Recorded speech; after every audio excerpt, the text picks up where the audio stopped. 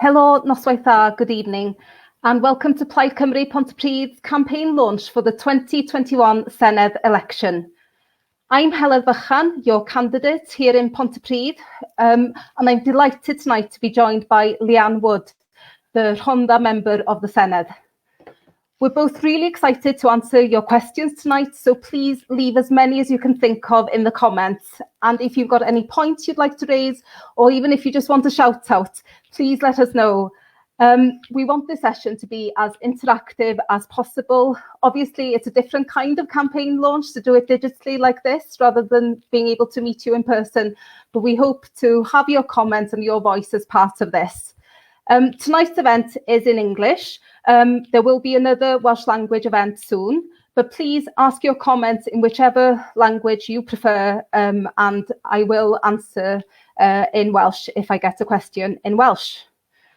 If you're watching this video back after the event and you have a question, please also leave it in the comments and we'll try to make sure that we come back and answer them all.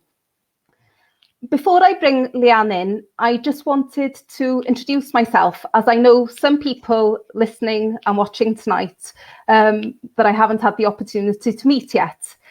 So I've been living in Pontypridd itself since 2011, and I live here with my husband and our 7-year-old son, Tom. I work for Ymgyrch Cymru, National Museum Wales, and since 2017, I've been the councillor for Pontypridd Town Ward, for both Rhondda Cynon Council and Pontypridd Town Council. As you can probably tell from my accent, I'm not originally from Pontypridd, but this is now my home. I'm originally from Anglesey, but I've been made to feel so welcome since moving here in 2011, and it's wonderful to be part of such a community that cares for one another, as has been exemplified recently over the flooding and the COVID crisis. And I'm delighted tonight that I'll have an opportunity to discuss with Leanne our vision for Plaid Cymru and the Senedd in 2021, where we very much hope that it will be a Plaid Cymru government taking us forward. So Leanne, obviously you've been in the Senedd since 2003, but managed to win the Rhondda in 2016. I'm just interested to hear your experiences in terms of being a member of the Senedd in a constituency rather than just a regional assembly member. Well, the two jobs are quite different, actually. As a regional assembly member, I was covering 7 different constituencies. It was something like 250,000 people, were maybe even 500,000 people living in the region, and it would cover all kinds of issues, from some of the things that more conservative type voters in the Vale of Glamorgan were concerned about, through to more traditional working class issues that I'm much more used to dealing with. But being a constituency member of the Senedd now, it means I'm able to be much more focused. And of course, I represent the constituency that I've lived in almost all of my life. I did spend a few years away studying and so on. But this is my home, this is my community, this is exactly the kind of community that I can confidently represent, because it's where I'm from, it's part of my roots, really. So yeah.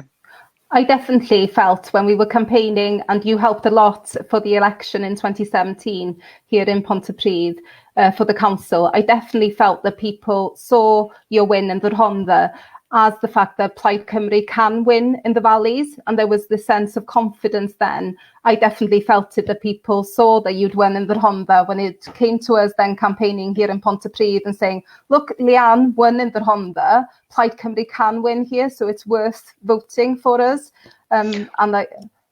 Well, you know, you've been campaigning in this patch quite a long time, and you get the same phrases trotted out, or there's no point in voting for anyone other than one particular party around here, because there's only one particular party that's going to get in. And being able to demonstrate that that isn't the case, that there are alternatives and people are willing to try something different and have a change is really important. And you've been able to demonstrate that, I know, as a councillor in Pontypridd as well.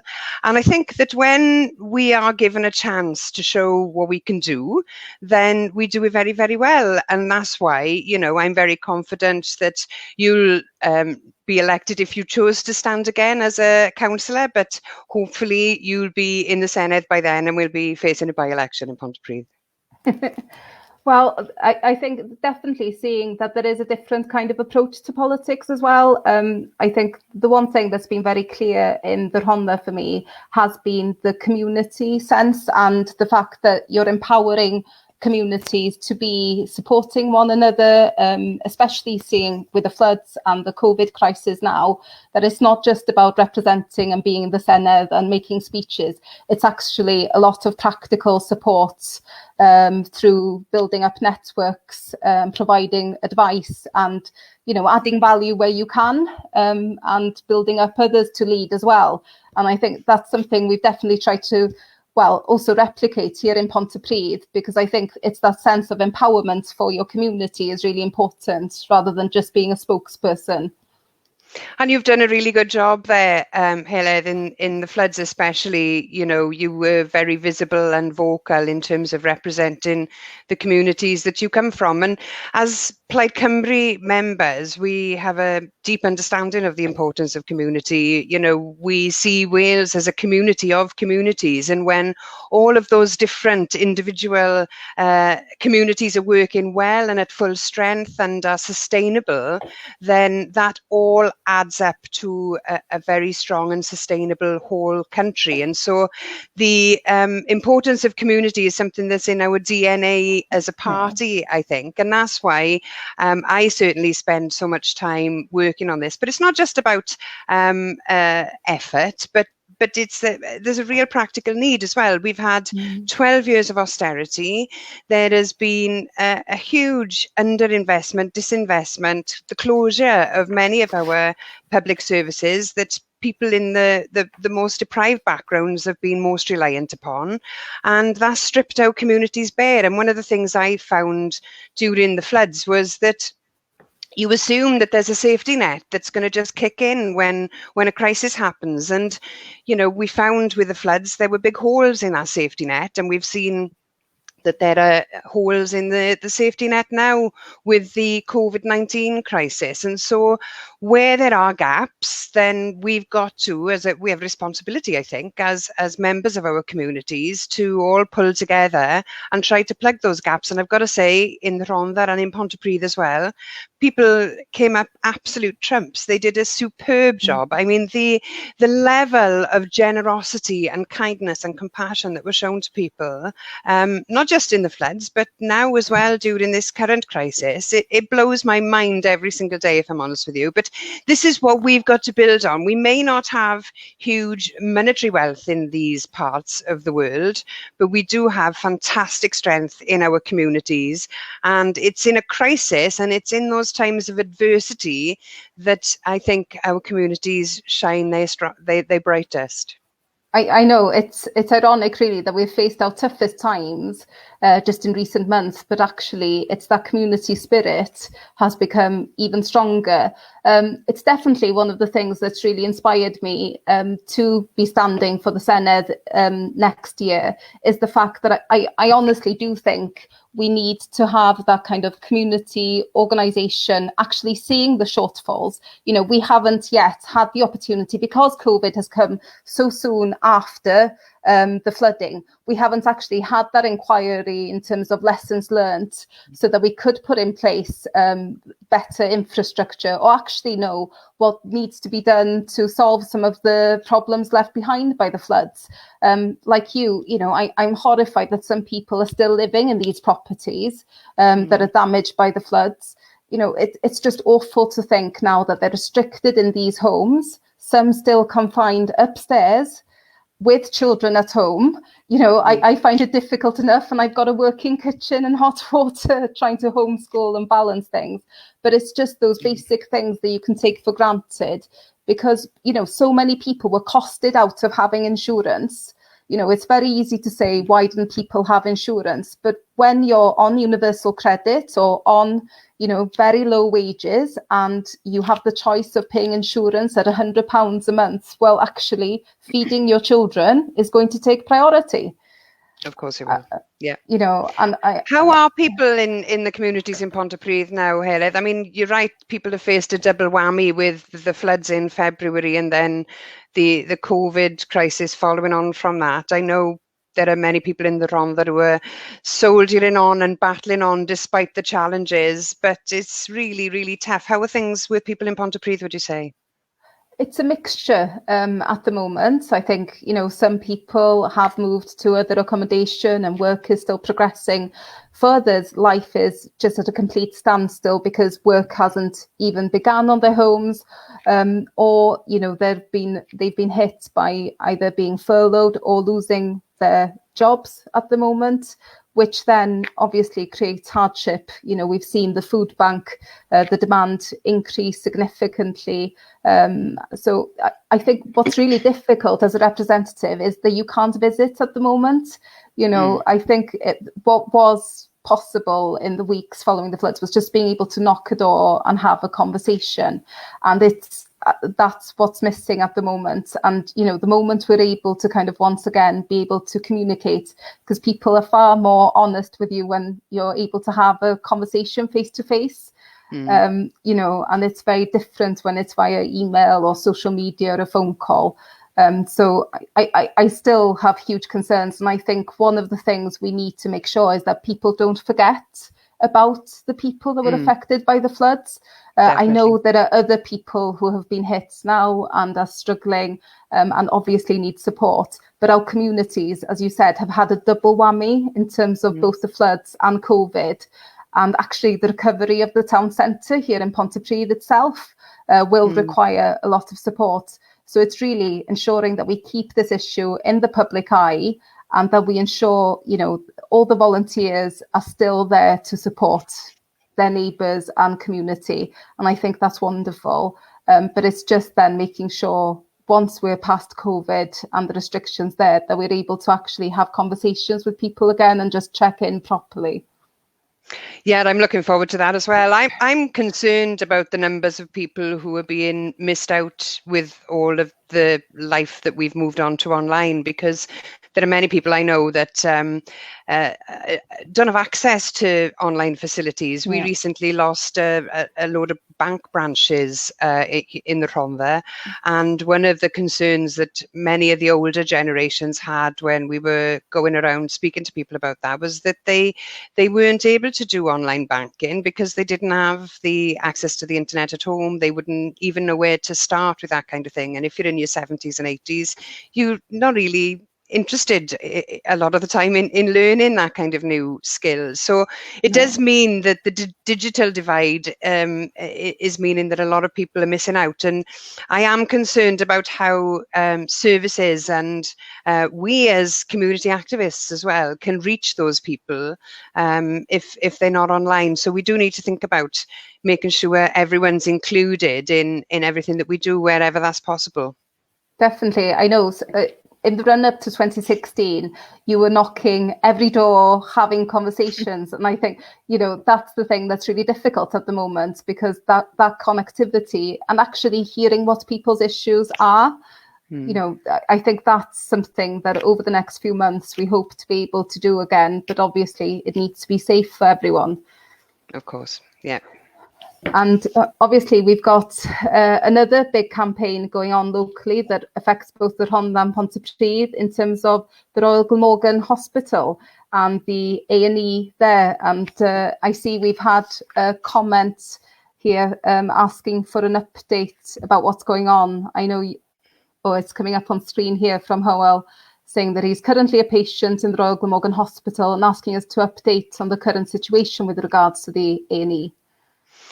Okay, well, I was involved in a online briefing this morning from the Health Board, and we were told that there's a new consultant leading the A&E department within the Royal Glamorgan, and that there is ongoing recruitment into the department, and that there has been quite a lot of success there under the new leadership.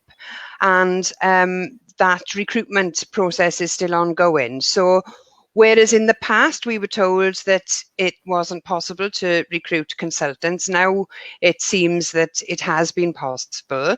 I think possibly things have changed as a result of the COVID crisis. I'm not sure how much that will have affected things, but obviously the whole operation has changed within the Royal Glamorgan now.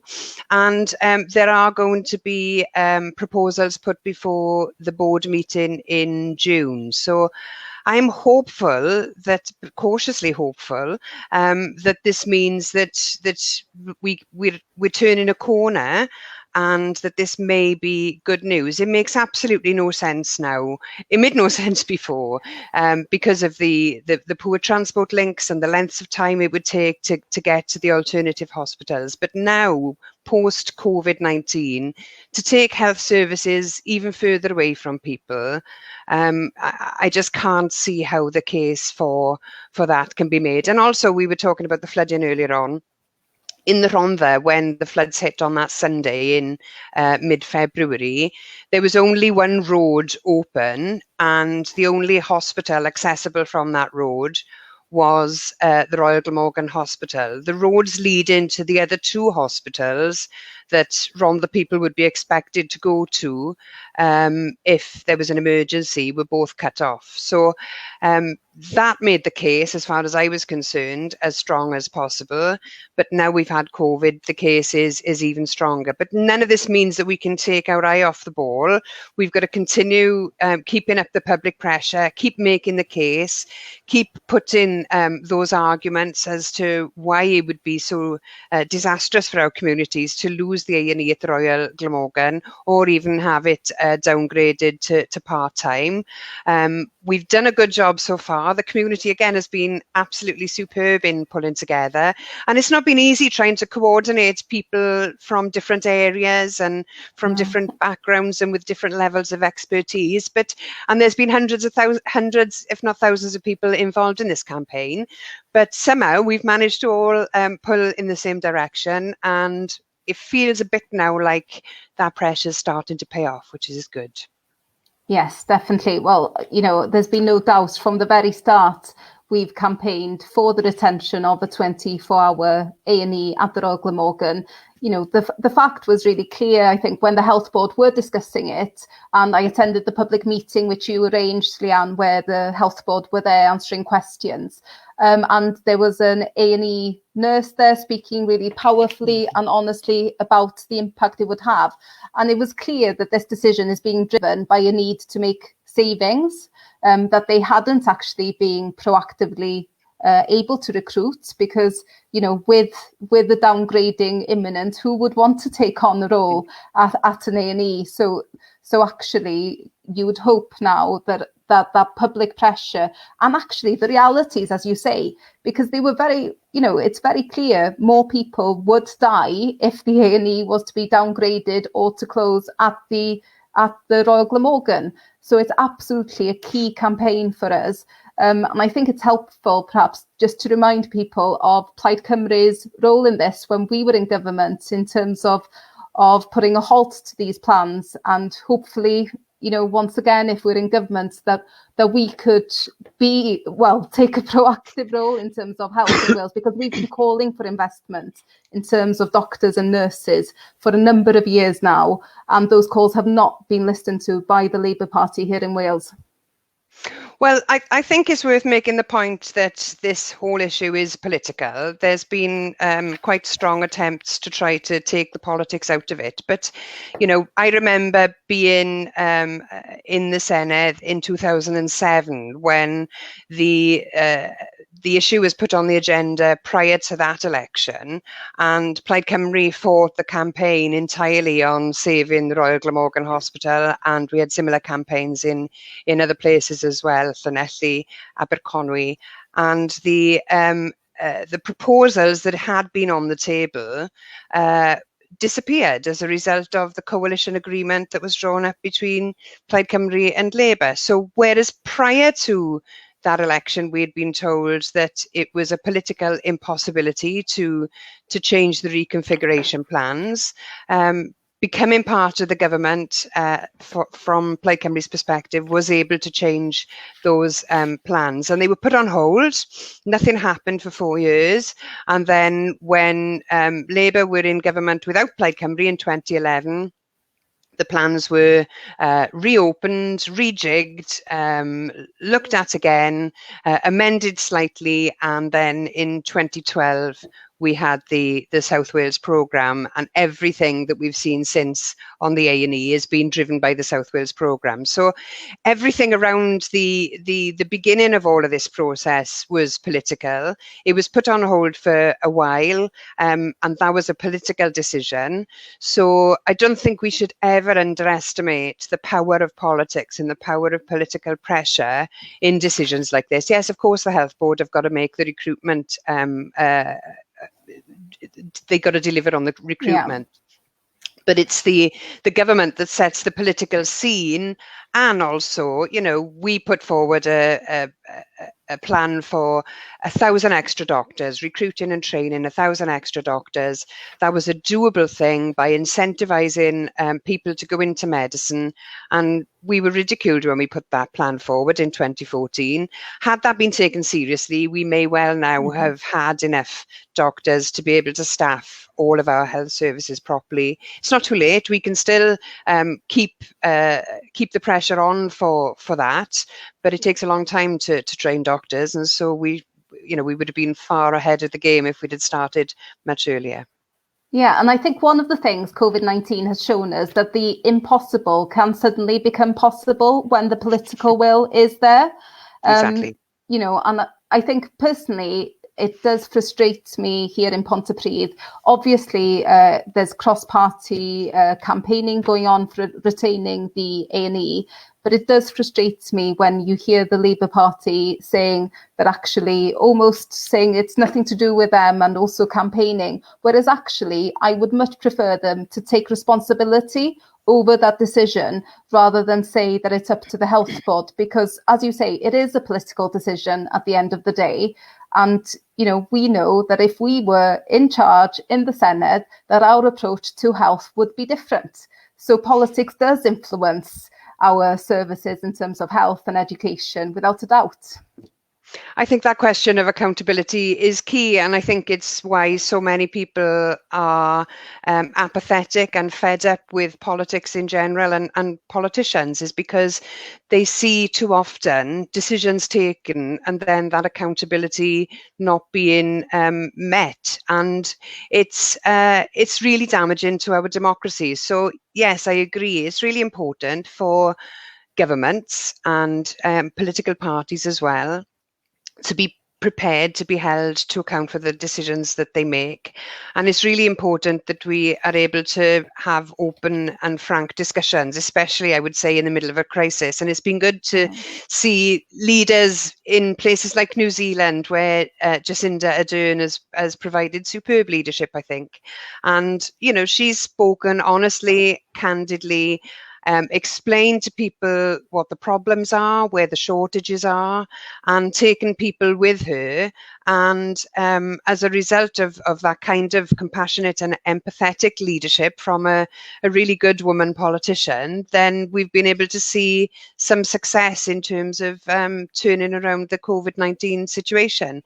And that, you know, gives me a lot of hope, really, in terms of what we can do in terms of changing the way politics is done. It doesn't have to be all shouting and bawling and being all macho about things. You know, showing compassion and empathy and caring for people and then translating that into your policy programme is something that I think a lot of people will increasingly find attractive.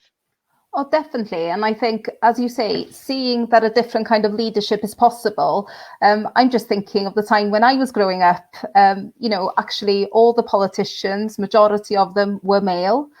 And I think for a long time, obviously, our Senedd has made a huge difference in terms of the fact that we've had gender equality, many more female politician role models. And it's been fascinating to see, actually, that the response of female world leaders during this crisis has been noted as being better because of that empathy and everything. But I agree with you. New Zealand, I think my Facebook has been full of people wishing that they were living in New Zealand because it's actually the appreciating honesty. We've had in UK politics for far too long, just too much spin and treating people as though they're fools, that they don't actually see the truth. And actually, I think when someone talks to you honestly and is able to explain, yes, this is tough, but this is why it's happening. I think that's my frustration with some of the things that I see happening in the Senedd with our current government, is the fact that it's not that honesty in decision making. It's almost blaming others all the time rather than taking responsibility. And it's very difficult to get behind someone's leadership if there's that inconsistency or lack of vision or ambition for our country. And I think as well, you see this sort of thing when the same party's been in government for a long, long time. And I'm not sure how many other countries in the world, when I last looked, there was the example of Mexico, but there's very few countries in the world which has had the same party running the government for the same length of time. And yes, Plaid Cymru's been in coalition with them, but they've been in that seat of power since devolution was born in 1999. And I think that's going back to where we started with this discussion. I think that's where a lot of people in the Rhondda were ready for change at the last election in 2016, was because they'd seen the same party, the same faces, the same decisions, and also the same failure to take responsibility and be honest about things when there were problems, that people were ready for a change. And hopefully the same would be the case in Pontypridd by the time the next election comes around. I think perhaps the case will be even starker after they've been in government for another term on top of where they were in 2016. So yes, I mean, people get complacent, or parties get complacent when they've been in power for a long, long time. And we need to do something about that, I think. Yeah, I think you can't ever take any vote for granted. And I think that complacency is something that people do feel fed up about. I think the community activism we've seen, and also looking not just in terms of leadership now over COVID, but actually young people taking charge with the climate protests and so on, that young people will have a vote in the Senedd elections this time. Actually, that's really welcome, I think, because to be engaged and have your voice heard and be part of democracy, because obviously it's your future. And I very much hope, actually, we need to campaign differently, because we need to have those conversations with young people who are really passionate and articulate about a whole range of issues, and are definitely more proactive on their campaigning than many generations have been. So it's going to be an interesting challenge for us. I see Elizabeth agrees with us that we need a strong leadership and that New Zealand set the scene. Thank you, Elizabeth. And we've got a question here from Drew. I'm not sure if we can get the comment up here. So in terms of equality in education is a key leveller and fundamental in reducing deprivation and creating our million Welsh speakers. And how can schools in Pontypridd help deliver these two goals? Wow. Okay, well, that's a good question. You're absolutely right about education being a leveller, and those people who've had educational opportunities do much better in terms of the earning power that they have, the professions that they end up going into. So there's no question, and there's plenty of research to back up that point. We need to invest in our education, and we need to invest in our teachers, and the way that teachers have been recently attacked by some of the tabloid press after going way over and above the call of duty with the COVID crisis is a particular scandal. And I'd like to think that in Wales, regardless of whether Plaid Cymru is running the government or not, that we would take a different approach and show that not just teachers, but everyone who works running education establishments are valued and treated well. Because unless you've got well-motivated teachers and teaching staff, you're going to not get good morale, and then they're not going to give of themselves the best in the classroom. No. But there are also other things that we need to tackle too. I mean, the fact that poverty affects so many children, they're living in poor quality housing where there may not be privacy to do the homework. We've already touched upon the digital divide if you don't have access to the internet at home. There can be a range of different factors. If you're suffering from poor health or you're disabled, you're again disadvantaged. So it's not just about inputs into education. We need to put inputs into society to level people up as well. And then on the question with regards to 1 million Welsh speakers, again, you know, we need huge investment. And I'm of the view that every child in Wales should be given the gift of a bilingual education, that they should be able to be fluent in both languages by the time that they leave school, and add a third, maybe a fourth in by the time they finish, so that they're completely competent in a range of different languages. Because even though Brexit is happening and it feels in many ways that our world is closing, especially with lockdown, the opportunities that young people will get from being able to speak different languages are huge.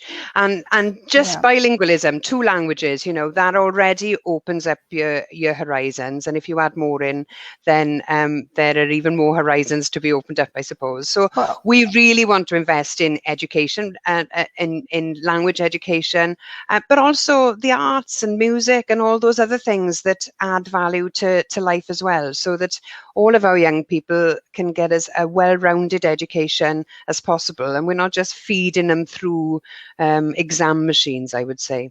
Oh, I completely agree with you, Leanne. You know, I went to university in Dublin, in Ireland, and, you know, I was way behind everyone else in the fact that they were leaving school with at least 3 or 4 languages, which meant that they were open then for all these wonderful job opportunities. You know, my friends are all over the world, my Irish friends now, because of those language skills. And I think that internationalism is something really important. You know, here in Pontypridd, it's been extremely frustrating to see the downgrading of Welsh medium education. And I think one of the things that I think is quite scandalous by RCT Council is that they actually, under their current leadership, they're looking to meet, you know, the demand rather than helping to create the demand or supporting people. So the closure, for instance, of Ponsiol Norton and moving Welsh medium education to Heledd Fychan, actually taking Welsh medium education further away from communities, and that you're expecting 3-year-olds to be on a bus for hours every day. The fact then that they couldn't maybe attend breakfast clubs or after-school clubs means then actually there isn't that equity of choice when it comes to language there. The practical situation you're in, and if you're a parent or a carer and you don't have access to a car, actually Welsh medium education isn't an option at the moment, and I don't think that's fair, and it's definitely not going to help in terms of reaching the 1 million Welsh speakers, but more importantly, giving young people an opportunity to be bilingual or multilingual in their own country. Well, these are definitely things that we need to be fighting for, aren't they? And we've had similar battles around education provision and small children having to travel much further to go to school. And yeah, these are basic equity questions. And I think they're the kinds of things that people in communities get very fired up about as well. So yeah, I mean, it makes sense for us to work in a way that ensures that as many public services as possible, especially the basics like education and health services, are as close to people as they can possibly be. Now, we all know that we're never going to have a brain surgeon in every community. So you do need to have scale in some cases. But it is a basic question of social justice that people are able to access basic services. We've been having discussions here in the Rhondda about access to mental health services, CAMS in particular. So if you're a mother with 2 children in school and you're offered a CAMS appointment in a different county, or in a place where you've got to take 3 buses and then you can't get back home in time for the other child, then the chances are you miss that CAMS appointment. And this is happening time and time again. And so with public pressure, we can get some of those services to operate locally in communities, but sometimes that involves a community campaign and a bit of organising, and it goes right back to what we started talking about, was the importance of having those community networks, because then when something does change or there is a threat to a service, then you've got a network in operation that you can kickstart into campaigning. So yeah, it's worth building these networks wherever we can, really. And certainly, we've had one comment here from Alan Cox in terms of there's likely to be a devastating economic crisis following COVID health crisis. What do we need to do to protect already fragile economies in the valleys, and what could applied government in the Senedd do? Well, certainly, I think we've touched already, Leanne, in terms of austerity and how it hit our communities. Certainly, I think one of the things we saw with the response in terms of the flooding, or the lack of response or lack of support for those communities, and now with COVID-19, was austerity, that there simply wasn't the resources to actually put in place any of the plans that were supposed to kick into action. I think thinking now that things could, we haven't recovered from austerity, so to think now that we could be going into further economic crisis, obviously it's a huge concern for our communities who are already extremely fragile. Well, we've got to put the case for investment, and given now that we've seen that there is such a thing as a magic money tree, then we really have the case here for investment. We've been underinvested in this area since the pit closure programme in the 1980s. So we continue to put the case for investment. We continue to put the case to end austerity. I'm concerned about who pays for all of the spending that's taking place now. But I think also we can look at where we've had successes in the past. We talked earlier about the Plaid Cymru coalition government that took place between 2007 and 2011. That government was formed, and then not long after, the banking crisis happened in 2008, and the whole world economy was shook. And the approach that the Plaid leader at the time, who was the Deputy First Minister with responsibility for the economy, took, was to bring everyone together. And I think that when you face a big problem, this is bigger than government. Everybody needs to pull together to solve the economic problems that we're about to face. Then it makes sense to try and get as many different people from as many different organisations in a room together, from the trade unions through to civic society, churches, community groups, voluntary organisations, politicians, anybody, and obviously business as well, in a room and work out what the key priorities are. And when that happened in 2008, the REACT and the PROACT schemes were invented, and people were enabled to remain in their jobs through a series of training programs and so on. So there was something practical that could be done that came out of that kind of approach. And I think that that's the kind of approach I would see a Plaid Cymru government taking to this kind of crisis. But it gives us an opportunity as well to do everything differently, to reorganise our society in a completely different way. This crisis has taught us that there are certain people in certain professions that are valued by society in a way that we don't show them financially.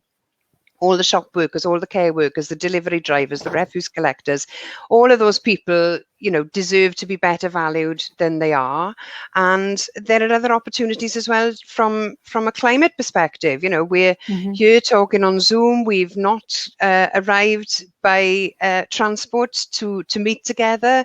More and more of this can happen. But again, we've got to then tackle those challenges of the digital divide. And if we are going to carry on meeting more in this kind of way, then everybody's got to be able to participate.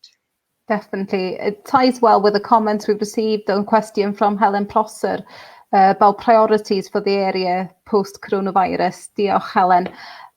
Obviously, I think there are lessons to be learned as well. We talked earlier about actually the failures that came into place in terms of the flooding response, and now with supporting our communities. And I think you're completely right, Leanne. The digital divide is something, it's all very well now with homeschooling and everything, but if you don't have access to the resources, a lot of the work now depends on you having a device for your child, for every child, which, not everyone has, that you have internet connection, which again is not something everybody has. And also it relies on you being able to print out, so that there are lots of activities. And I think I think it does transform if we don't take this opportunity provided by COVID to show that things can change when there's the will there. Returning to normal, actually, our world was a breaking point. Many people in our communities were struggling. So a return to normality would actually be a disservice to our communities at this point. I think we absolutely need to show that there's a different approach possible, but it's not just talking about it. It's actually putting things into practice. We're so lucky in Wales. We've got amazing community networks and volunteers and organisations. The food banks have played such a crucial role in supporting our communities. Obviously, politically, I think it's a scandal that they have to exist at all, but they are there to support the most vulnerable at this point in time. Actually, how do we want society to be at the end of this? Because I certainly don't want things to go back to the way they were. I think there's really important lessons to be learned from this. And it's actually an exciting opportunity for us to show that, a different Wales is possible, and on a hyper-local level as well.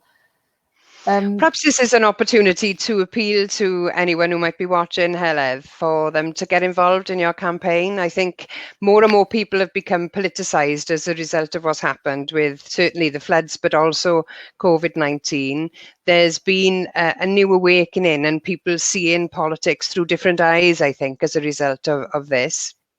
And in particular, we talked earlier on about young people and how, really this generation of young people not only have to deal with the changes that are going to be brought about by ending freedom of movement and membership of the European Union, but now potentially they're going to be paying the price for a long, long time for the COVID-19 crisis as well. So if we can reach out to young people, and I know Plaid Ifanc were offering free membership to young people recently, but what better way to help your community, to help build your community, to try to get representation in the Senedd from somebody who will work hard and will be totally dedicated to their communities, who's got incredible energy that you've got, Heledd, then, why not join Plaid Cymru today, be part of Heled's team. If you live in the Rhondda, join as well and be part of our team here. But we do want more people to get involved because politics shouldn't be a minority sport. It becomes better and stronger the more widespread and diverse and the bigger numbers of people we've got involved as possible. So if I can use this opportunity to ask people to get involved, then I'm going I'm just going to take it. Thank you. And honestly, I think the time is now. You know, it's one thing to complain about our situation, but I think if we've got enough activists and people out in our communities, and, you know, there are opportunities for people to get involved, obviously in the campaign, but also we want more diversity in politics. You know, we want more people, you know, to think that you can be a representative, you can be a community champion. You know, a barrier at the moment has been that you have to be able to go to the Senedd or go to the council chamber to be able to participate as an elected official. And obviously that can create huge barriers. Thinking, you know, Clydach Vale isn't the easiest place to get to as the RCT headquarters.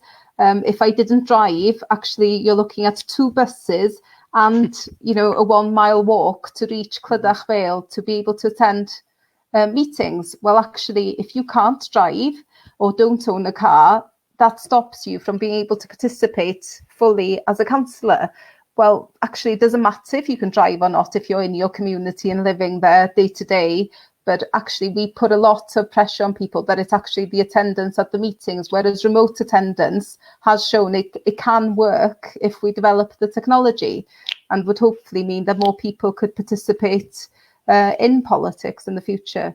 It'd be wonderful to think, wouldn't it, that this does open up those opportunities in all the darkness and the grimness that this crisis has brought to us. You know, if this is something that could mean more people participating in politics and being active, then you know, it's nice to have some positives anyway. Yeah, definitely. And to show that we can do things differently in Wales, one positive I'm taking from this is that the UK government is finally having to admit at times that it's only a government for England. And, you know, I think that's one positive. And I think it's how do we take that forward to show that we can do things differently here in Wales. With the Plaid Cymru government, things could be different. And well, and building on what we've learned now to put together a society that is more equal and supports those so that there's an equity of opportunity wherever you are in Wales and whatever your background, because that doesn't exist at the moment. We've got lots of comments. We are wrapping up now, but we will get back to you with the comments, and thank you so much everyone for participating tonight. It's been great for us to have your responses there, and we will get back to you. And diolch o galon, thank you so much Leanne for joining me in the first virtual campaign launch I've been involved in, and very much looking forward to campaigning alongside you. And hopefully in 2021 we'll be going into the Senedd together, representing Rhondda and Pontypridd as neighbouring constituencies, and able to work together on a lot more campaigns for our communities. Great, good luck. Diolch, a diolch yn fawr iawn pawb am wrando. Thank you so much for everyone who's joined us tonight. As Leanne said, there are opportunities for you to get involved in the campaign. Also, if you haven't felt like commenting tonight and you've got a question, please get in touch with me. And as we said, if you're not watching live and you've got any comments or questions, please leave them here in the comments and we'll get back to you as well. Diolch yn fawr iawn i chi gyd. Arhoswch yn saff. Stay safe everyone, and thank you.